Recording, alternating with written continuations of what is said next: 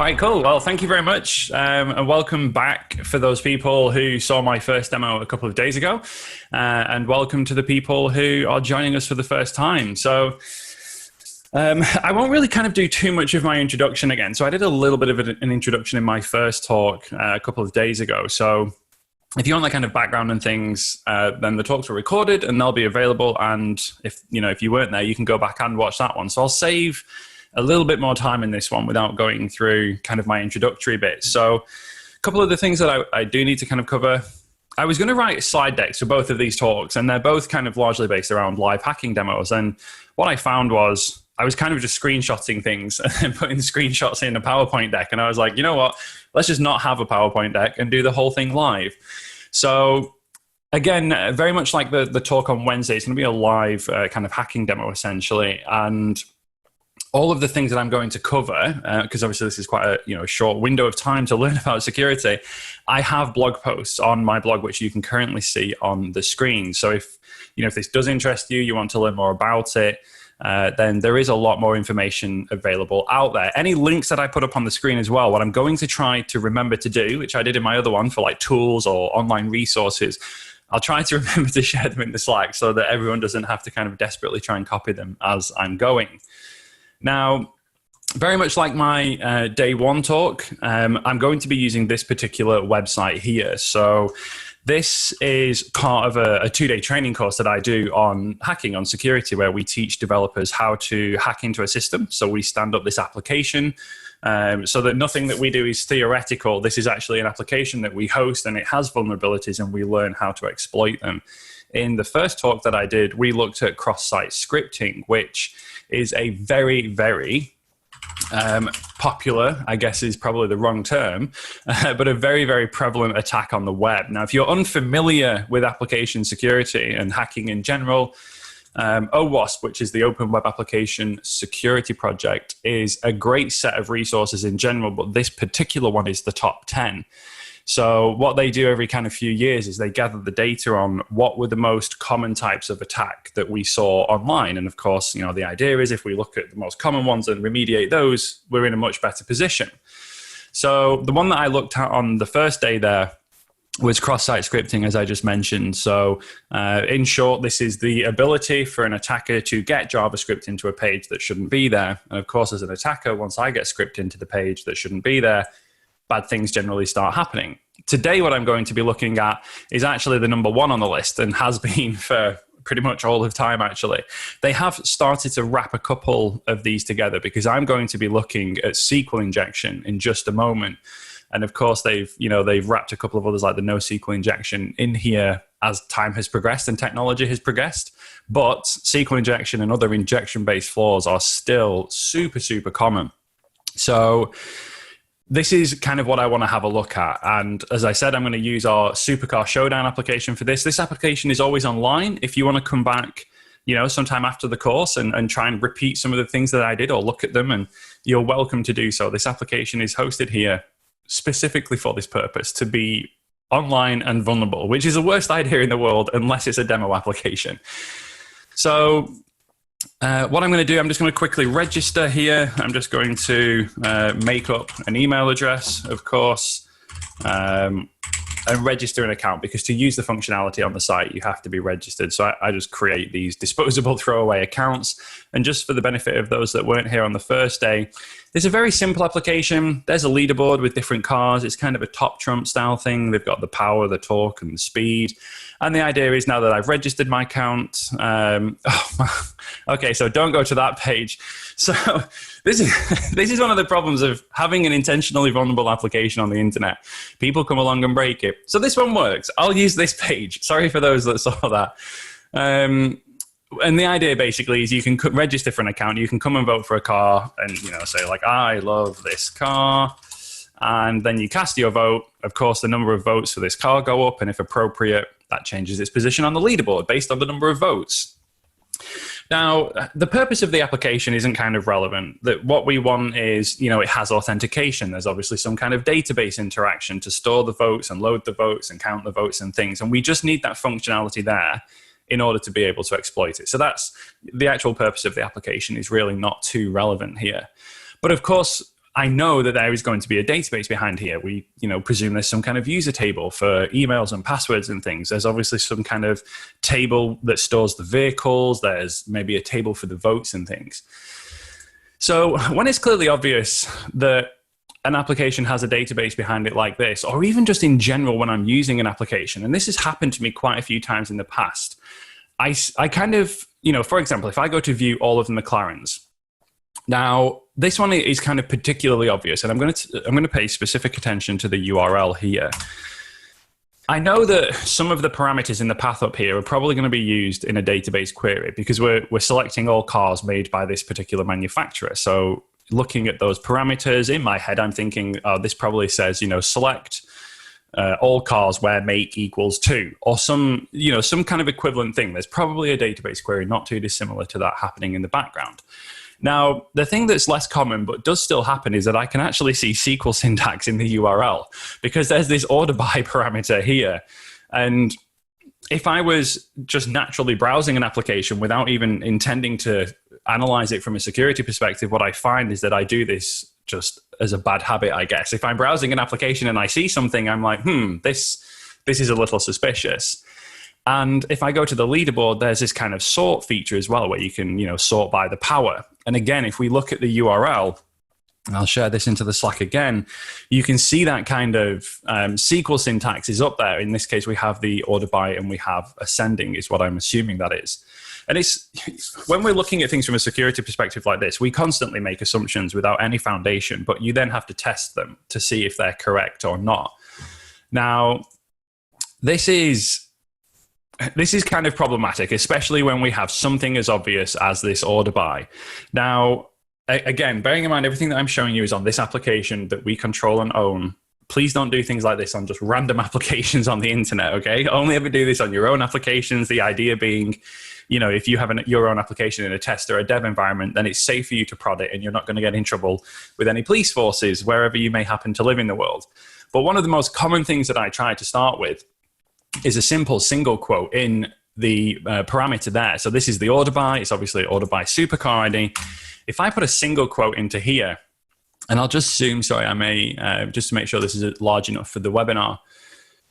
You see I get this exception message here. Now, the first thing to clarify is that you absolutely should not allow these to surface to the user. This is the first thing that this application's actually done wrong. An exception message like this should be caught and dealt with gracefully, very far away from actually getting to the user. Just some generic, 500 or something would be suitable here. But we can see it's a SQL exception. There's an unclosed quotation mark. It's a very common thing to just add those single quotation marks to try and break syntax. As an attacker, if you've made an assumption like this looks like SQL syntax, breaking things and seeing if they actually break is the easiest way to test an assumption. Now, given that I've broken a string here, obviously by introducing this single quote at the end, you can kind of understand how the syntax gets broken there. That tells me that this input's probably going straight into the query without being sanitized. Now, there's two different ways that we could go about this. I could start to do things like manually actually just doing this here. So, for example, if I just write some, let's have a look, like just do select star from foo, just as a really bad example, but I can insert a subquery here, assuming this goes into the order by clause, then I can insert a subquery here, and I'll just share that URL with you just in case it's a bit too small in the address bar there. And I've just done select star from foo just as some arbitrary thing to see if I can control the error message, and it says invalid object name foo. There's no thing called foo in this database. So I know for sure now that my injection there is actually being executed. The query is actually going into the query and being run. Now, there's two different ways that I could approach this. I could continue on this manual approach by just constantly manipulating this string here. So there's no thing called foo. Is there a thing called users? In no thing called users, maybe like user table, select star from user table. Now I'm going to cheat a little bit. I know the name of the table. I'm going to do select star from user profile, so basically it's this blind process of guessing table names until we hit one. And then you can see the style of the error message has now changed. So I know that there is likely a table called user profile in this database. And I'll just play this through now because we've started actually. And if there's any questions or comments, please drop them in the Slack. I am paying attention to that over here. But again, here now the problem, only one expression can be specified in the select list. So this select star is the problem. We can't select all expressions. We just need a single one. So what if I'll select something that isn't there. So like, let's do select foo from user profile as an example, invalid column name foo. Whereas if I do select email, then again, it doesn't say invalid column name email. I get the next error message, subquery returned more than a single value.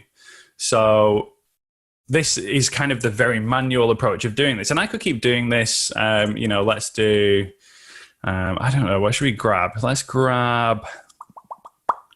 just grab the top one actually for now. So select top one email from user profile. Now that kind of fixes the syntax error that I had there. And interestingly, the page seems to load. And just to show you that none of this is, let me just paste this back in over here. Just to show you that none of this is kind of fixed. You can all follow along live. The application is available and open.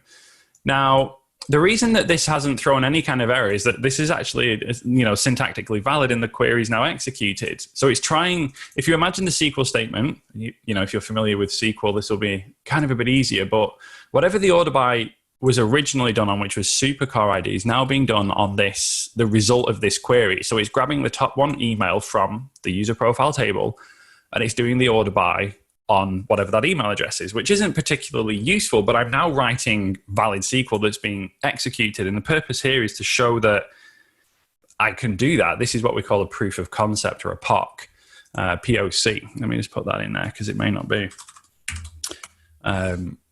be apparent. So what I'll just do, I'm just going to cast this email as an integer because that will definitely throw an error, just to show you what I'm talking about. Obviously, we can't cast. I was making the assumption there that email was of type string, which it is. It's an nvarchar. So now it's saying conversion failed when converting the nvarchar value, and there's Troy's email. Maybe I should have changed that, but oh well, you can have that. This is why we don't want valuable data in the database when you have SQL injection. But it says conversion failed when converting this string to type integer. Obviously, it can't do that, and that was casting email. If I cast password, for example, then again, this is now the string password that was stored in the database, trying to cast it as integer, throws the exception, and that is the value that it was working on. Now, this is all a very manual process, and this is good for just simply identifying that the problem exists. If I was doing this as a penetration tester or a researcher, you have more than enough evidence here to prove that a problem exists and that it needs to be fixed. But if I was doing this in a non-legitimate way, and let's say that I was somebody who had lesser good intentions, I might do something slightly different, like actually come and steal the entire content of this database. So I want to show you a tool here that takes the very manual process that I just went to and just automates it into the click of a button. Now, I'm going to run a hacking tool, and this is obviously a super bad idea to actually do on your own system. So many of you are probably familiar with, running VirtualBox or VMware or something locally. Recently, I wrote a blog post about Windows Sandbox, which is, if you've got Windows 10 Pro, then it's a kind of a built-in virtualization environment. So you can create these kind of little config files, if you will. So when it spins up the instance, it can grab software, install software, and it can configure the instance however you wish. So I have this Windows Sandbox configuration file here. And when I launch it, what it will do is it will spin up a sandbox for me, and it's going to install the hacking tool that I want to demo just now. So hopefully in the Zoom, and maybe someone could just confirm for me in the Slack channel, you can see the Windows Sandbox and you can also see inside the sandbox, right? Last time I tested this, it did work. I just want to make sure you can see into my virtual environment. So if someone could just confirm that in the Slack, that would be great. So I'm just going to go ahead and install the tool here on the assumption that you can see into this virtual environment.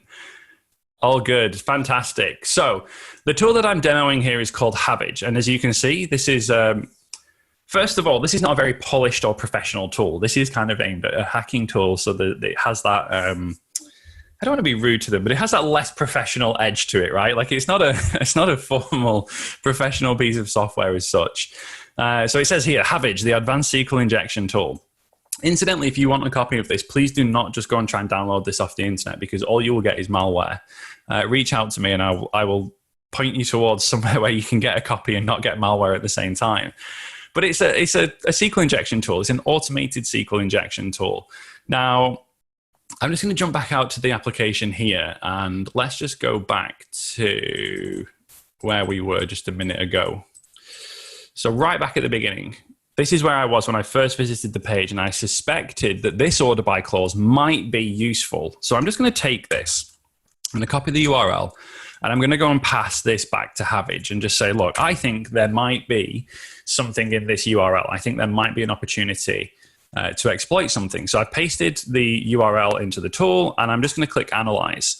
Now you can see down at the bottom here, first of all, the first error message is, you are using the free version. Yes, I have not paid for the professional version of the hacking tool. So there are some limits to the functionality I'm about to show you, but it does more than enough. Now you can see down here, obviously it's identified the host, the web server, it found a keyword, it's guessing injection types. And then if we skip right down to the bottom, you can see it's got the name of the database. So it's clearly managed to extract some information here.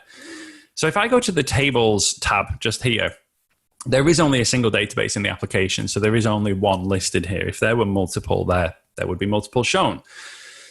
So I'm going to take my hacking to the next level. So far, I've pasted a URL and I've clicked Analyze. And now I'm going to click my second button, which is Get Tables.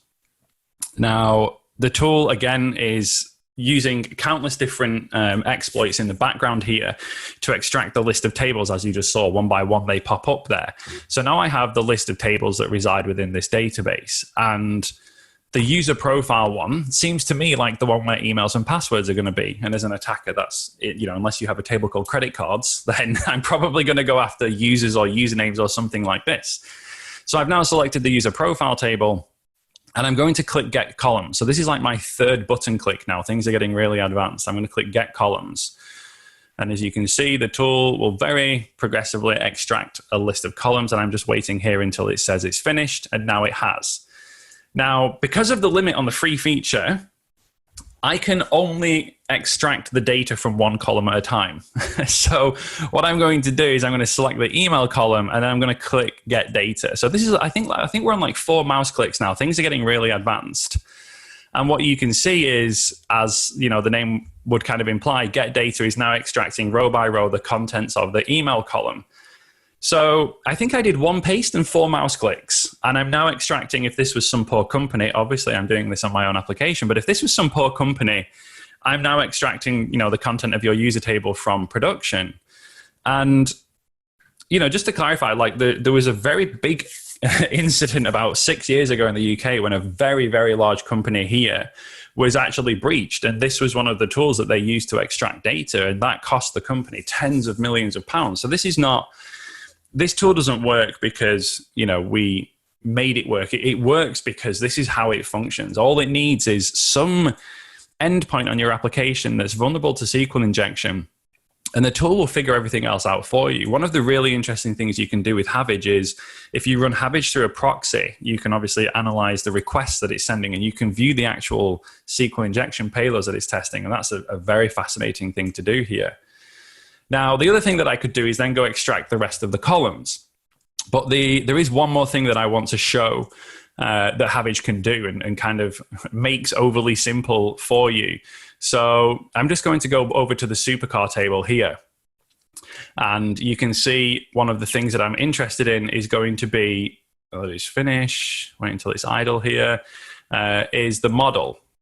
So if I go to model and click Get Data, then we can see all of these strings in here, LaFerrari, the LFA Nürburgring, the Huayra. And if we look on the homepage of the site, we have things like, Nissan GTR, make, model. Havage actually allows you to do editing in the fields as well. It's not just an extraction tool. It's essentially an interactive tool. So I've just edited that string. Havage will figure out what needs to be done in the background in order to make that a reality. And now if I go back to the application, we now have a Nissan GOTOpia instead of a Nissan GTR. So it's not necessarily just about extraction of data with tools like this. They can be potentially even more dangerous with modifying content in there as well. Generally, what somebody will do is extract the content of your user table and then delete it and sell it back to you. That's a much more common thing these days, is holding data to ransom. So all of these things are super, super dangerous. Either the manual approach that I took in the address bar, which is generally something that I would do just to find an issue and warn an organization, or if I'm a pen tester, I would have enough information at that point to include in a report. A tool like this is, again, I don't want to be unkind, but the younger generation of hackers that get themselves into trouble legally generally seem to, and in the two big cases in the UK here, generally seem to use tools like this. And I think that there's kind of a good reason, and it's that they can download this tool for free on the internet, and with a paste and 5 clicks, it's often, and we have data. So there is a scarily low barrier to entry here. If you want a slightly more powerful kind of version of Havage, the other tool that I very commonly use is actually this one that's called SQL Map. So I don't often see this one as mentioned, and I think it's because you have to drop down to the terminal to use this, and people get scared. It's like, whoa, the command line. Now we're really hacking because we're on the terminal rather than in a GUI. So if you do want to kind of do something a bit more powerful than Havage, then SQL Map. SQL Map is kind of like my next step of tooling, if you will.